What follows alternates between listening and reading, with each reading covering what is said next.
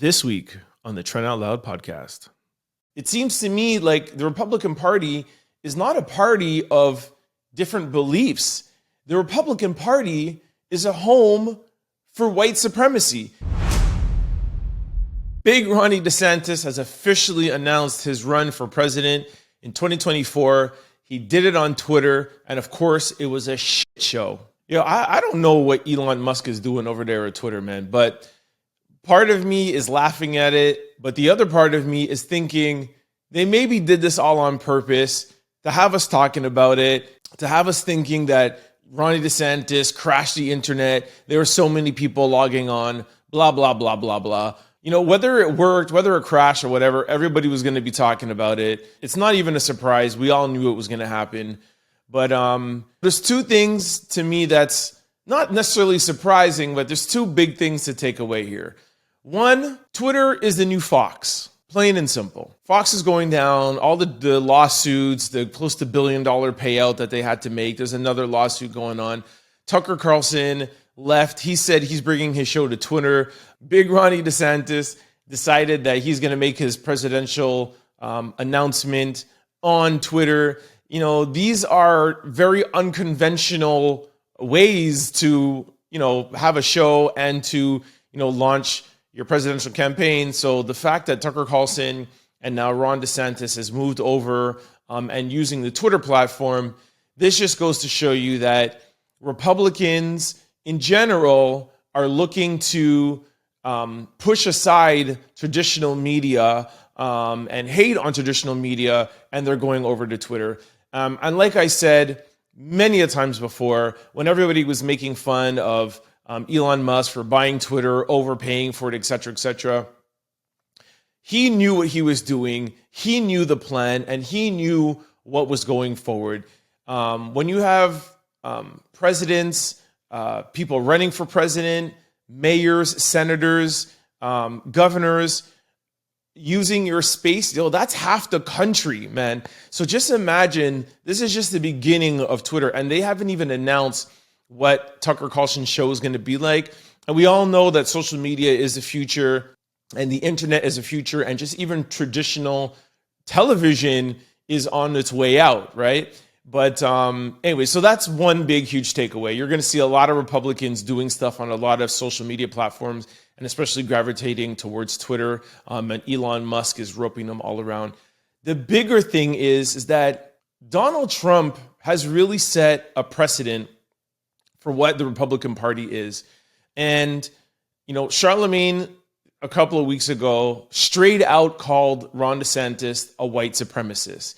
And he's obviously called Donald Trump a white supremacist, and Tucker Carlson. It seems to me like the Republican Party is not a party of different beliefs. The Republican Party is a home for white supremacy. It's a home for conventional thinking, right?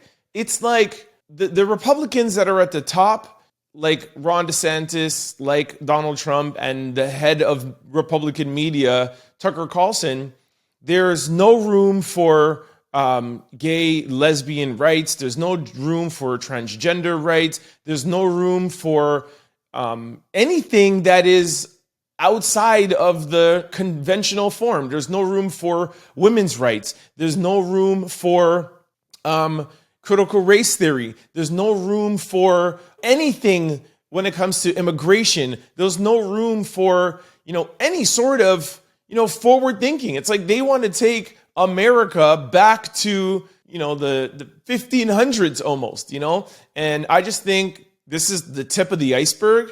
The fact that you have somebody like Ron DeSantis running for president who is more radical than Donald Trump, that's crazy. And to see that how much support he has, like what he has done, what he's been able to get away with in Florida.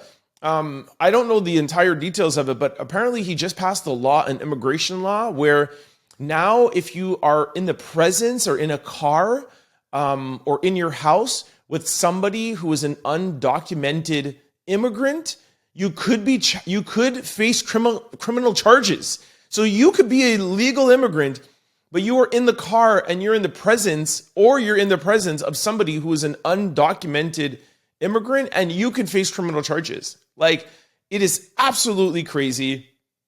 And I'm not here to debate immigration and if they should let people in or if they should not let people in or whatever. But the fact of the law being so severe, I just don't think that that is the answer. I'm not saying Democrats have the answer or Republicans have the answer, but the fact that, just using one example, the fact that they just passed a law that you could be arrested around an undocumented immigrant.